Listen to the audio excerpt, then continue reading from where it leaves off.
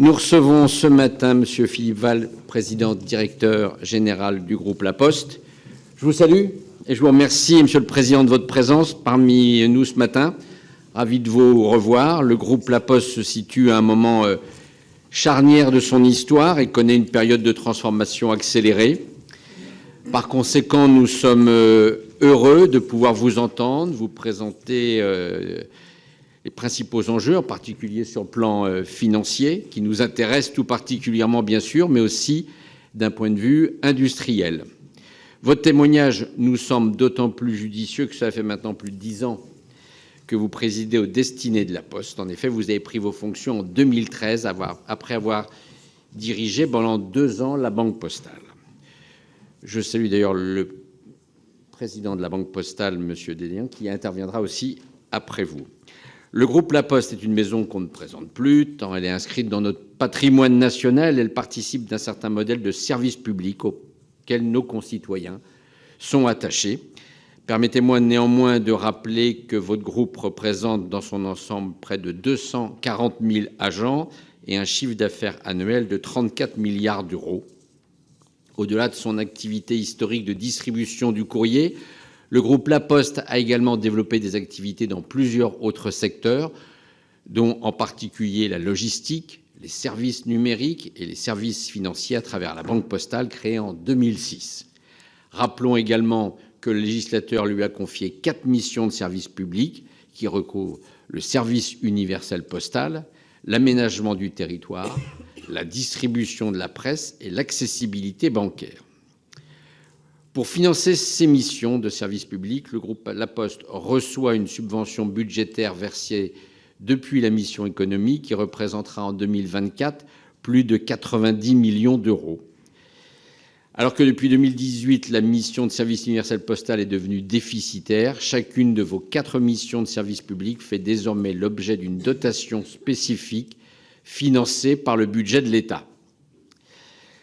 Alors que notre pays est marqué par la dégradation de ses comptes publics, la Commission sera particulièrement attentive à votre diagnostic sur l'avenir du financement du service universel postal. Avant que le législateur n'ait à se prononcer sur la désignation du futur prestataire du service universel postal à compter de 2026, vous nous direz quelles pistes d'évolution vous identifiez quant aux exigences de ce service public et à ses voies de financement. Depuis votre prise de fonction, il y a 10 ans, force est de constater que le paysage des services postaux en France a profondément évolué. Pour commencer, le groupe La Poste doit faire face à un mouvement général d'érosion du recours aux services d'envoi de courrier. Ainsi, depuis 2008, le nombre de courriers envoyés en France a été divisé par 3, passant de 18 à 6 milliards par an. Cette activité ne représente plus dans le chiffre d'affaires du groupe La Poste que 17% en 2022, contre 41% en 2010. Pour répondre à ce phénomène d'attrition, La Poste a récemment fait des choix controversés, notamment en décidant de supprimer le timbre rouge à compter du 1er janvier 2023, au regard de la réduction accélérée du nombre d'usagers.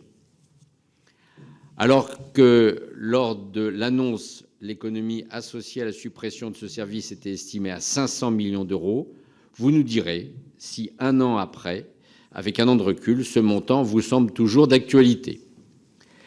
Parallèlement à cette restructuration du service postal, le groupe La Poste a également engagé un double mouvement de diversification et d'internationalisation de son activité.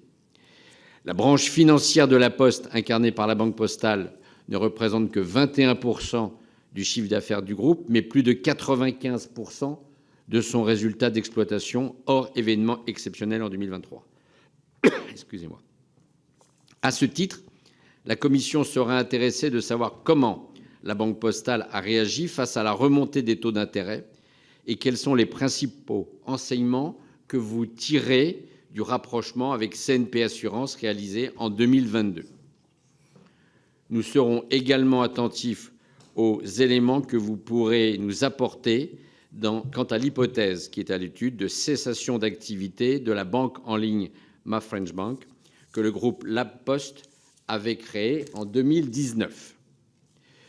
Sur le sujet de la diversification, Vous pourrez également évoquer les perspectives de développement de votre activité dans le domaine des services à la personne ou de l'accessibilité numérique. Je vous cède maintenant la parole avec plaisir, Monsieur le Président.